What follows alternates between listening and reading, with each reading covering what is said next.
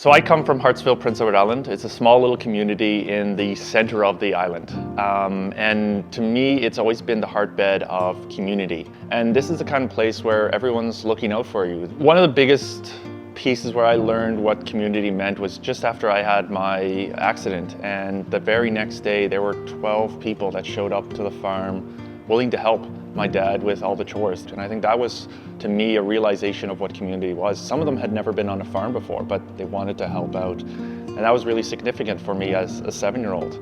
And from there, I've always wanted to give back to that community. There was always this huge support for myself, and even years later. But that also started to make me think, as I started to compete at higher and higher levels and have these higher performances at bigger events, I wasn't just representing the community of Hartsville or the community of Prince Edward Island, I was representing the community of Canada.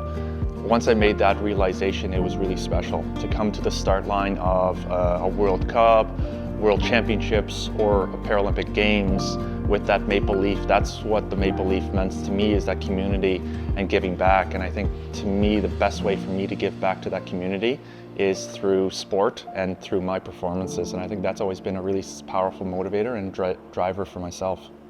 We're here in Pokljuka, Slovenia for the Para-Biathlon World Championships. The significance of these World Championships is being 1 year from the Games.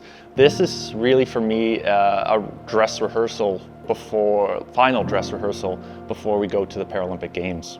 For me, the title of World Champion, it's really special. It's almost as good as the gold medal at the Paralympics. It is that you've performed on the day, and that is what a lot of the high performance sport is about. There are always elements that are going to challenge your performance, and the biggest test of that is to perform regardless of those obstacles and those challenges.